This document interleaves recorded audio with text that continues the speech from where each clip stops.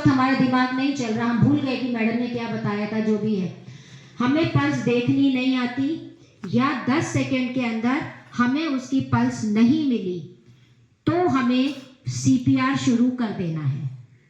आ गया समझ में? तो सीपीआर कब करना है? कोई भी व्यक्ति बेहोश है और अगर उसकी पल्स नहीं मिल रही है 10 सेकंड के अंदर, या हमें पल्स देखनी नहीं आती, होश वाले व्यक्ति का कभी सीपीआर नहीं करना है। अब सीपीआर के जो कुछ नियम होते हैं वो मैं आपको बताती हूँ क्या क्या होते हैं। पहला नियम ये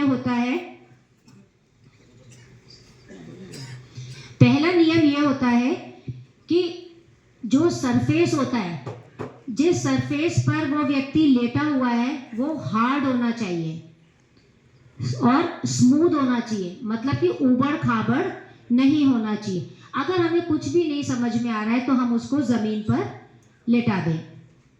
अगर जैसे कोई बिस्तर पे किसी को कार्डियक अरेस्ट हो गया या कुछ हो गया, तो अगर उसके नीचे गद्दा है तो गद्दे के ऊपर कभी भी सीपीआर नहीं करते, तो हम ये करें कि गद्दा हम हटा दें। तो सरफेस कैसा होना चाहिए? हार्ड होना चाहिए और स्मूथ होना चाहिए।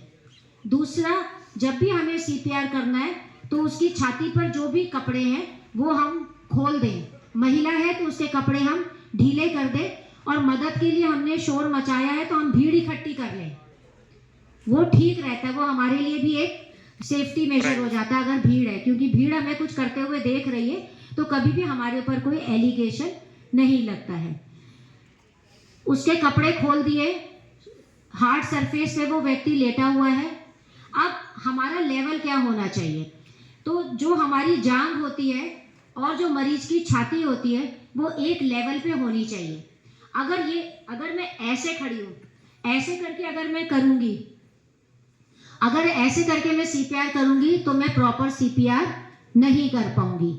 अब ये टेबल बहुत बड़ी है, अगर मुझे सीपीआर करना और मेरी हाइट मुझे यहाँ पर परमिट नहीं कर रही है तो मैं इसके ऊपर भी चढ़ के बैठ सकती हूँ।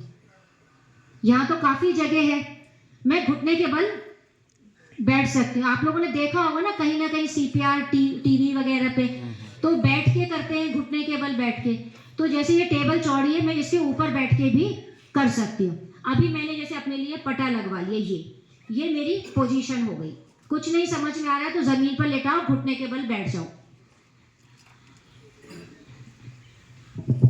ऐसे। अब जो सीपीआर के लिए पोजीशन होती है उसमें जो भी आपका डोमिनेंट हैंड है, जिस हाथ से हम काम करते हैं, किसी का लेफ्ट होता है, किसी का राइट होता है, उसको अपन आगे लाएंगे। सब लोग लाएं आगे। अच्छी तरह से देखें मैंने कैसे किया है। सारी उंगलियां खुली हुई हैं आपके, हाथ स्ट्रेट है आपका।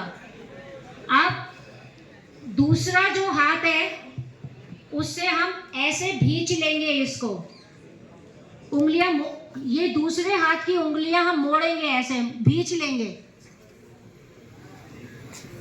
ऐसे नहीं रखना है, ये ऐसे रखना है। ये पोजीशन होती है, ये ध्यान रखना है।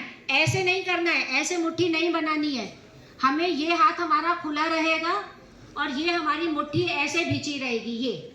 ये पोजीशन रहेगी हमारी सीपीआर की। अब हमें ये पोजीशन हमने बना ली। अब मरीज की छाती पर जो हाथ रखना है, पूरा हाथ कभी नहीं रखना है, सिर्फ जो हाथ का ये उभरा हुआ भाग होता है, ये सिर्फ हथेली का जो उभरा हुआ भाग है, हथेली भी नहीं रखनी, हथेली का जो उभरा हुआ भाग है, सिर्फ ये भाग हमें जो भी व्यक्ति है जिसको सीपीआर देना उसकी छाती पर रखना है। ऐसे रहेगा, अगर दिख रहा है सबको, ऐसे रहेगा, ऐसे नहीं रहेगा, ऐसे रहेगा। मतलब पूरा हाथ उसकी छाती पे नहीं रखना है, सिर्फ हाथ का ये जो हथेली का उभरा हुआ भाग होता है सिर्फ वो टच होगा, पूरा हाथ छाती पे नहीं रखना है। अब ये हाथ हमें कहाँ रखना है? छाती तो बहुत बड़ी है, यहाँ से लेकर यहाँ तक, ऊपर से लेकर नीचे तक छाती बड़ी हुई है, तो हमें कहाँ रखना है? तो पहली चीज होती है कि हमें बिल्कुल सेंटर में रखना है। सेंटर मतलब ये जो हमारे गर्दन की हड्डी है, ये यहाँ से जो हमारी छाती चालू होती है, तो सेंटर में एक हड्डी होती है। सब लोग अपनी हड्डी महसूस करें, सेंटर में बिल्कुल। वो गर्दन से लेकर नीचे तक जाती है, एक हड्डी होती है पूरी। फील हो रही है सबको? पूरी एक हड्डी होती है। अब उस हड्डी पे हाथ रखना है, हाथ का उभरा हुआ भाग। लेकिन वो हड्डी तो बहुत बड़ी है, ऊपर से लेकर नीचे तक आ रही है, तो कहाँ पर रखना है? तो जहां हमारे निप्पल होते हैं, 2 निप्पल होते हैं छाती पे, वो 2 निप्पल की लाइन में रखना है, निप्पल के लेवल पे रखना है। तो जहां हमारे 2 निप्पल है, उन दोनों के बीच में हम ऐसे लाइन खींचेंगे और ये लाइन यहाँ आ रही है। मतलब छाती के सेंटर वाली हड्डी पर रखना है, लेकिन कहाँ पर? निप्पल के लेवल पे।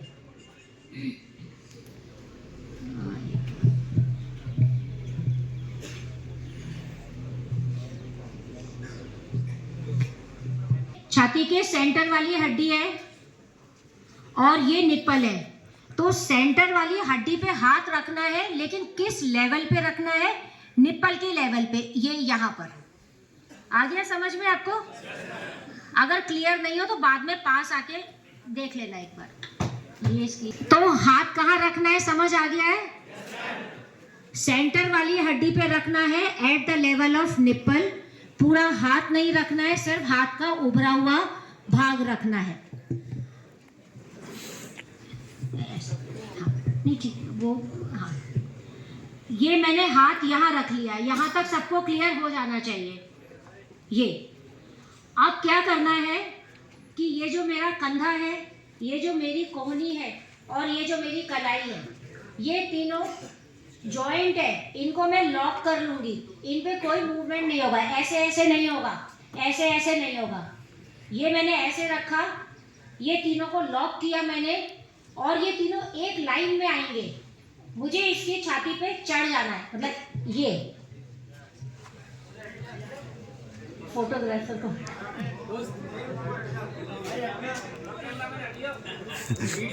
लगभग कितना सेंटीमीटर दबाना है? अभी सब आ रही है धीरे धीरे। और कलाई, ये तीनों एक लाइन में।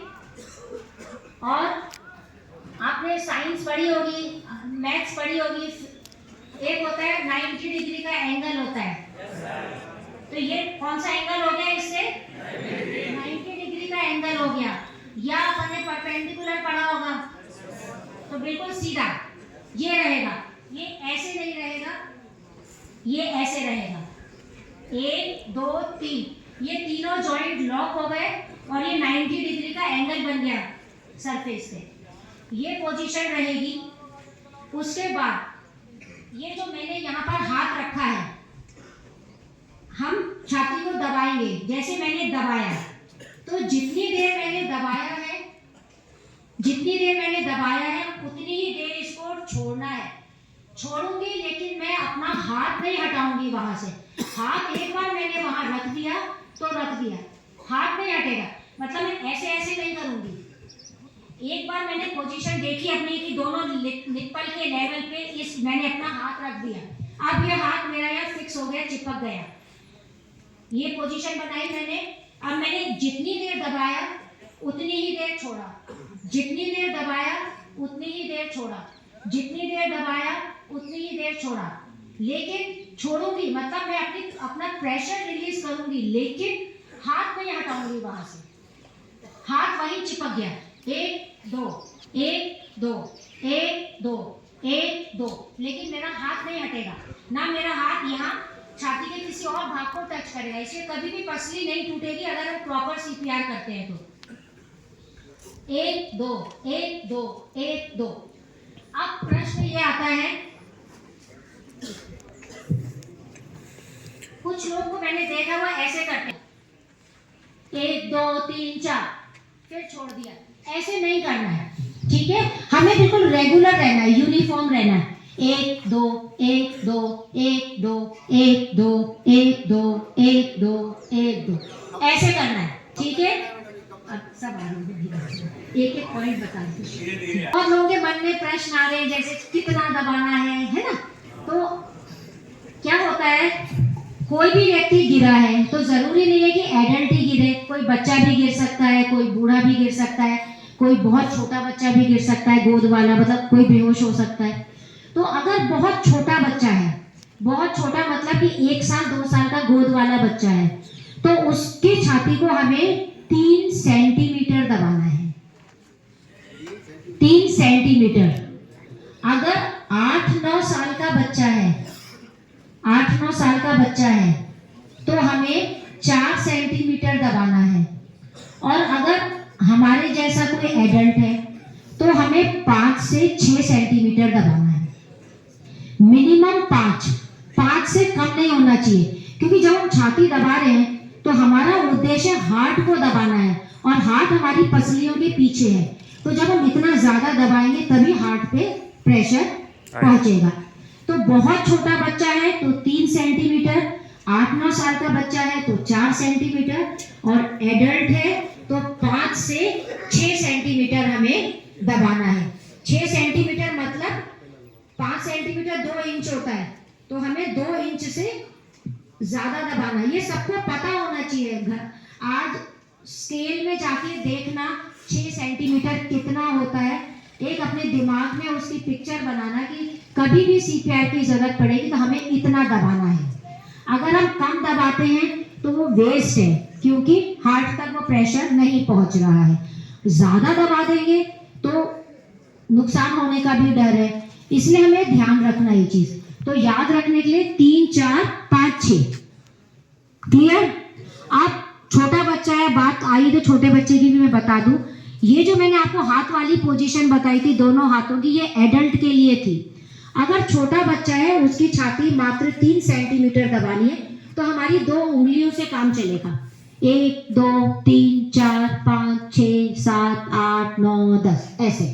अगर 8 साल का बच्चा है उसकी छाती हमें 4 सेंटीमीटर दबानी है, तो एक हाथ से